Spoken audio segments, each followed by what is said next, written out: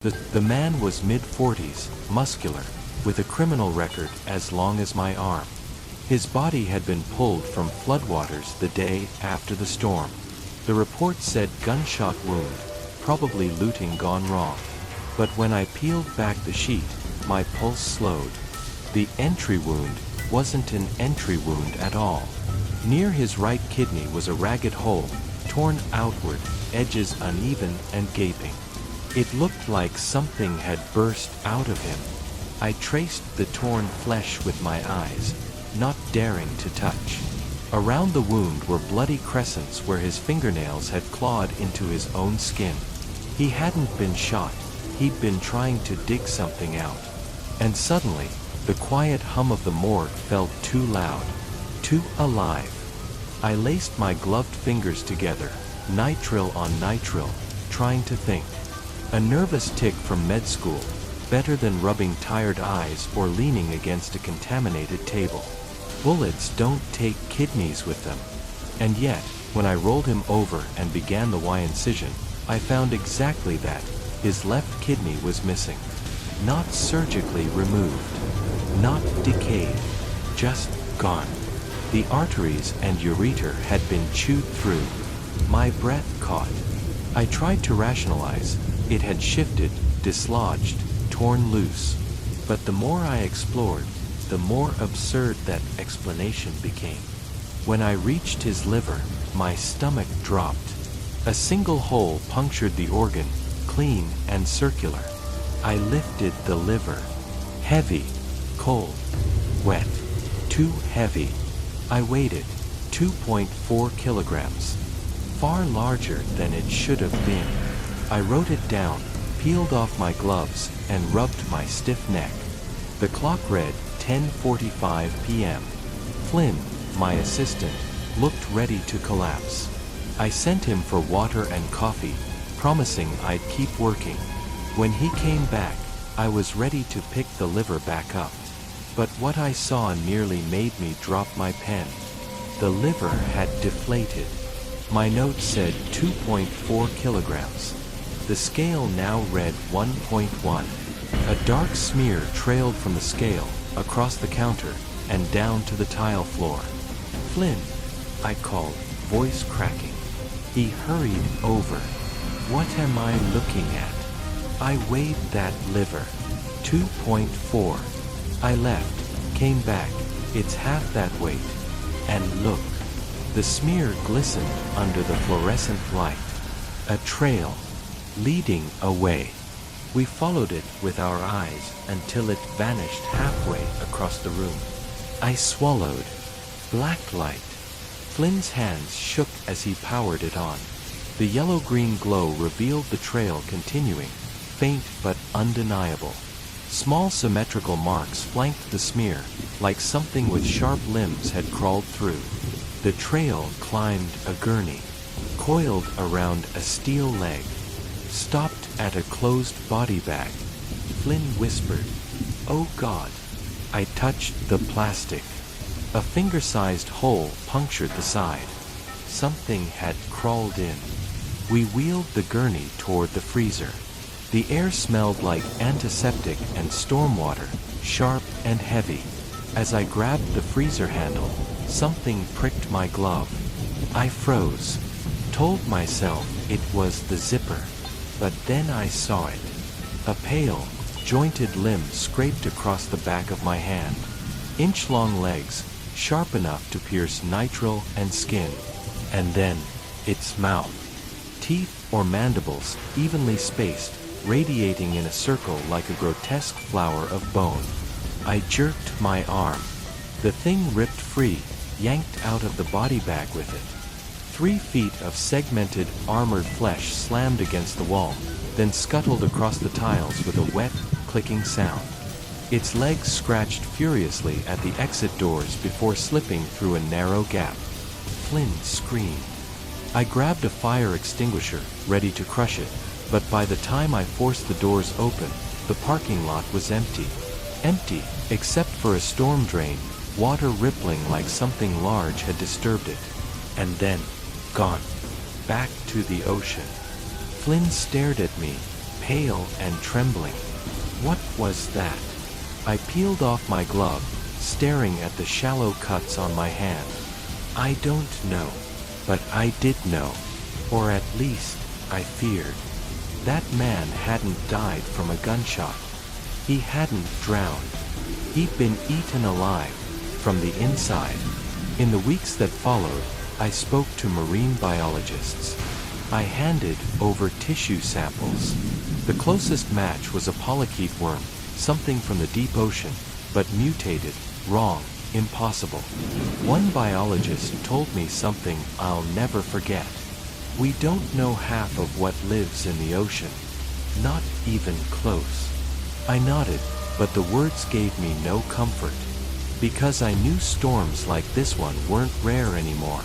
And every time the rain falls heavy against my window, every time the drains outside my house overflow, I can't stop thinking about it. That thing wasn't the only one. It was just the first. Story number 2. It was past midnight, and the fog was so thick it swallowed the headlights of my car. That's when I noticed we weren't alone on the road. I was driving home with my best friend after a late-night study session.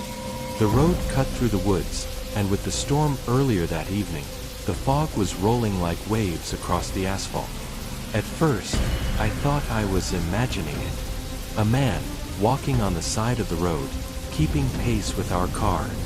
Not running, not falling behind, just walking perfectly in sync with us. My friend whispered, "Don't slow down." But my hands tightened on the wheel. Something about the way he moved, it wasn't right. We turned. So did he. The fog thickened, and suddenly, he wasn't on the roadside anymore. He was standing directly under the streetlight, watching, not moving. I pressed harder on the gas, trying to shake him off. But every time we glanced in the rearview mirror, he was there, standing, closer.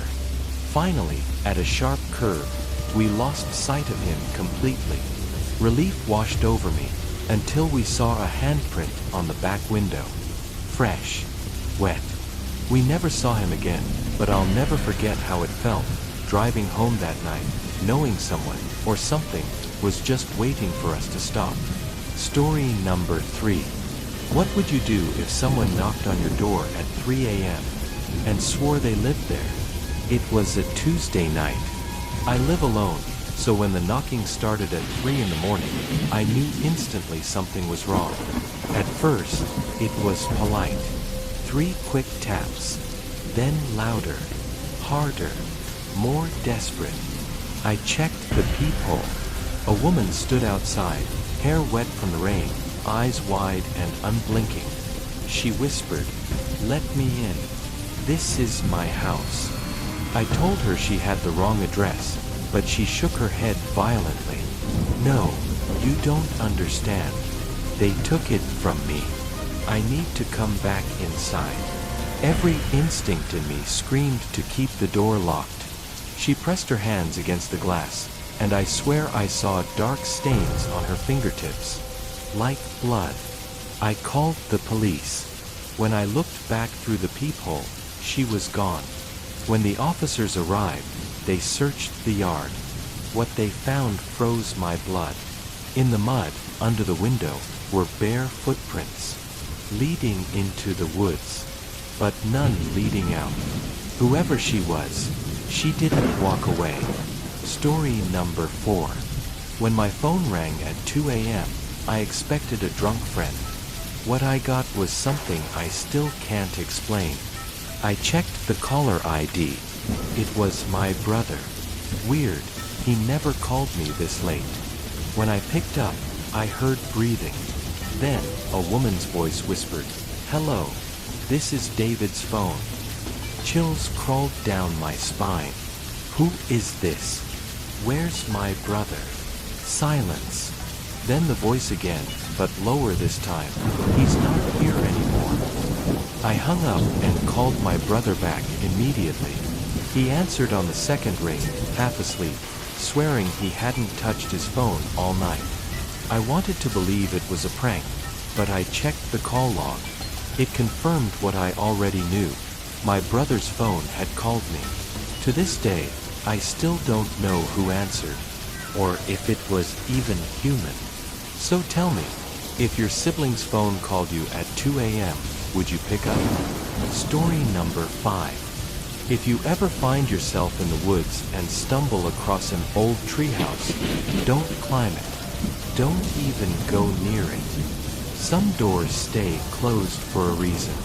I learned that the hard way, and if I could go back, I would burn the whole damn thing down before ever setting foot inside. I grew up in a small town in Maine, the kind of place where nothing ever really happened. Everyone knew each other's business, people left their doors unlocked, and the most exciting thing you could expect was a Friday night football game. But the woods, we all knew to stay away from them after dark. Not because of wild animals or anything like that, but because of the treehouse. Every kid had heard the rumors. The treehouse wasn't like the ones our parents built for us. This one was older, bigger, and perched in the tallest oak deep in the forest. Nobody knew exactly who had built it. Some said a drifter in the 70s. Others whispered it had always been there. But the story that stuck was about a boy. Decades ago, a kid had gone missing. His body was found hanging from the beams inside that treehouse. Most kids wouldn't even look at it. But one summer afternoon, when we were 15, my best friend Jake dared me to climb it. We were young, reckless, and desperate to prove we weren't scared. I said yes. The ladder was barely hanging on. Old, damp wood slick from the rain. Each rung groaned under my weight, threatening to snap. Jake stood below, grinning like an idiot, telling me not to chicken out. My heart pounded louder than the cicadas buzzing all around us. When I finally pulled myself onto the platform, I expected dust, cobwebs, maybe a raccoon nest. Instead, the place looked clean, too clean, like someone had been taking care of it. The air smelled faintly of damp earth and iron. That's when I noticed the carvings. Words scratched deep into the wooden wall. "We are still here." I blinked hard. My mouth went dry. Jake called up, asking what I saw. I opened my mouth to answer, but then I heard it. A whisper. My name. Tom. It came from the darkest corner of the room. I whipped around, heart hammering, but there was nothing there. Just a patch of shadow darker than the rest. My skin crawled. I scrambled back down the ladder so fast I nearly broke my neck. Jake laughed until he saw my face. I pointed up to the carvings, swearing they were there. But when we looked, the wall was smooth. No words. That night, I couldn't sleep. Every creak of the house made me jump. Around 3 in the morning, I heard it again. The whisper, "Tom, come back." It was coming from outside my window. I froze. Slowly, I turned my head and peeked through the blinds. At the edge of the woods, under the pale moonlight, I swore I saw something. A tall, crooked figure, standing perfectly still among the trees. Just watching. I didn't sleep at all that night. A week later, one of the younger kids from town went missing. The search party combed the woods, flashlights sweeping through the dark. His bike was found lying on its side, the wheels still spinning, just yards away from the treehouse. Nobody said it out loud, but we all knew. And I couldn't shake the thought that maybe I had brought something back with me. Guilt ate at me until I couldn't take it anymore. I had to go back. The woods felt heavier this time. Silent. Like even the birds refused to sing near the treehouse. Inside, the carvings were back. But there were more now. New ones covering the walls. One becomes two. Two becomes many. And then I saw them. Faces. The wood itself seemed alive. Pale, distorted faces were pressing outward from the planks. Their mouths open in silent screams, their eyes wet and shining. They shifted when I looked at them. Their lips moved. Join us. I ran. Branches tore at my arms as I bolted through the forest, the whispers chasing me, louder and louder until they weren't just in my ears. They were inside my skull. Tom. Tom, stay. I stumbled into my yard, collapsed on the grass, gasping, and then silence. But it wasn't a relief. It was worse. Like the quiet was waiting. To this day, the missing boy was never found. The treehouse still stands, rotting in the woods, waiting. Sometimes, late at night, when the wind shifts just right, I swear I can hear it again. Voices carried on the breeze, drifting across the town. And they're always saying my name, Tom. I know one day, I won't be able to resist. And when that day comes, I don't think I'll come back.